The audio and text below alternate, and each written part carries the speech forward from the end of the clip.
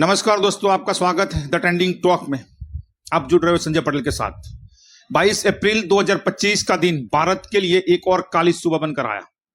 जम्मू कश्मीर के पर्यटन स्थल पहलगांव के नजदीक बसे बैसरन में एक भयानक आतंकी हमला हुआ, जिसने न सिर्फ 26 मासूम जिंदगियों को निगल लिया, बल्कि देश की सुरक्षा व्यवस्था और खुफिया एजेंसियों की साख पर भी गंभीर सवाल खड़े कर दिए। हम सभी 26 पर्यटकों को तहे दिल श्रद्धांजलि अर्पित करते हैं और उनके परिवार को दुख सहन करने की शक्ति परमात्मा दे, ऐसी प्रार्थना करते हैं।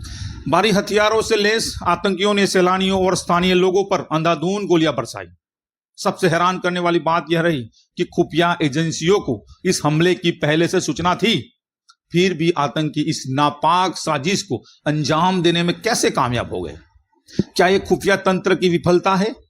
इस वीडियो में हम बताएंगे आपको हमला कैसे और किन हालात में हुआ, खुफिया इनपुट की क्या सच्चाई है, आईएसआई और पाकिस्तान की क्या भूमिका है, और यह भी बताएंगे कि कलमा न बोल पाने पर गोली मारी गई इस भयानक हकीकत का क्या अर्थ है। रहिए हमारे साथ, क्योंकि यह कहानी सिर्फ आतंकी नहीं है, बल्कि हमारी सुरक्षा व्यवस्था की भी एक सच्चाई है जिसे नजरअंदाज नहीं किया जा सकता। 22 अप्रैल की सुबह बैसरन की वादियों में हरियाली थी, मौसम खुशगवार था और सैलानी प्रकृति के सौंदर्य में खोए हुए थे अपने अपने परिवार के साथ। लेकिन अचानक शांति को चीरता गोलियों का शोर गूंजा। 6 आतंकवादी जो लश्कर ए तैयबा से जुड़े थे, रेजिस्टेंस फ्रंट यानी टीआरएफ संगठन के सदस्य बताए जाते, भारी हथियारों से लैस होकर मैदान में उतरे और बिना किसी चेतावनी के अंधाधुंध गोलीबारी शुरू कर दी। प्राथमिक रिपोर्ट्स के मुताबिक 26 लोग मारे गए, जिनमें ज्यादातर पर्यटक थे और 2 स्थानीय नागरिक भी इसमें शामिल थे। अब सबसे चौंकाने वाली बात यह रही कि खुफिया एजेंसियों को इस हमले की पहले से जानकारी थी। अप्रैल की शुरुआत में ही इनपुट मिले थे कि आतंकवादी बैसरन और आसपास के पर्यटन स्थलों पर रेकी कर रहे हैं, और यह तक पता चला था कि आतंकी बड़े हमले की तैयारी में है और इनके बीच पाकिस्तान अधिकृत कश्मीर में समन्वय बढ़ रहा है। हाफिज सईद के करीबी सैफुल्लाह कसूरी जैसे नाम सामने आए थे और ये इनपुट मिला था, ये बात सत्य है। 6 अप्रैल को केंद्रीय गृह मंत्री अमित शाह श्रीनगर में सुरक्षा समीक्षा बैठक कर चुके थे। इसके बावजूद हमले को रोका नहीं जा सका। तो सवाल उठता है, और उठना भी चाहिए और लाजमी है, क्या खुफिया जानकारी जमीन पर पहुंची ही नहीं है, या फिर सुरक्षा बलों ने उस चेतावनी को गंभीरता से लिया ही नहीं है। इस हमले की सबसे दर्दनाक बात यह थी कि आतंकवादियों ने लोगों से कलमा पढ़ने को कहा।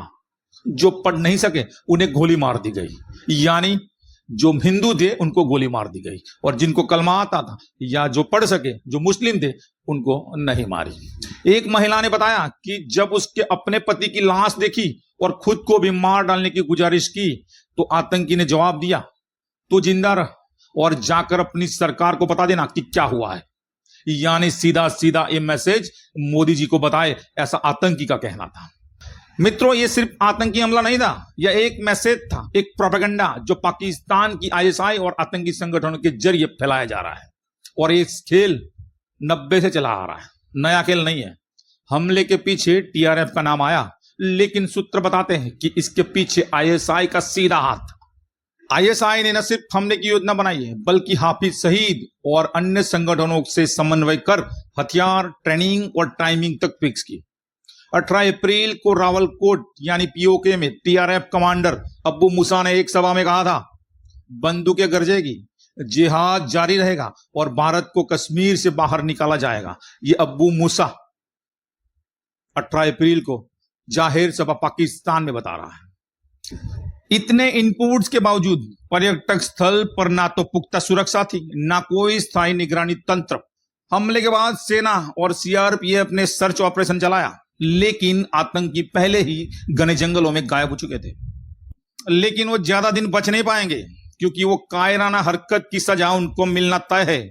और देश 90 का नहीं है, वो नया भारत है और छोड़ने वाला नहीं है। सूत्र कहते हैं कि इन आतंकियों को स्थानीय सहयोग मिला, जिन्होंने न केवल रेकी में मदद की, बल्कि छुपने और भागने का रास्ता भी दिखाया।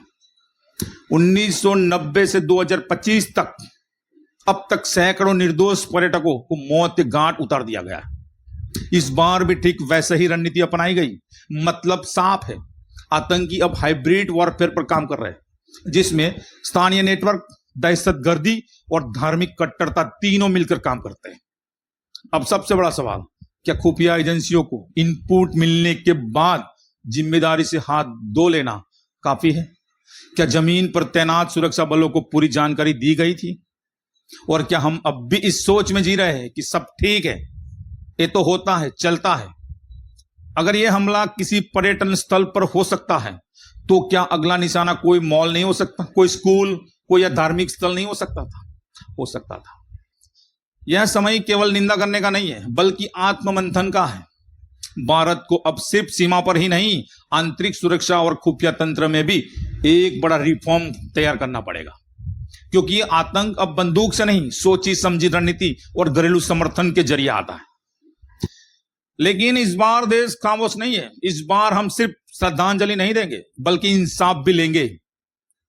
देश की जनता सरकार के साथ खड़ी है, और अगर पुलवामा के बाद बालाकोट हो सकता है, तो पहलगाम के बाद क्या होगा इसका अंदाजा उन आतंकियों को भी नहीं होगा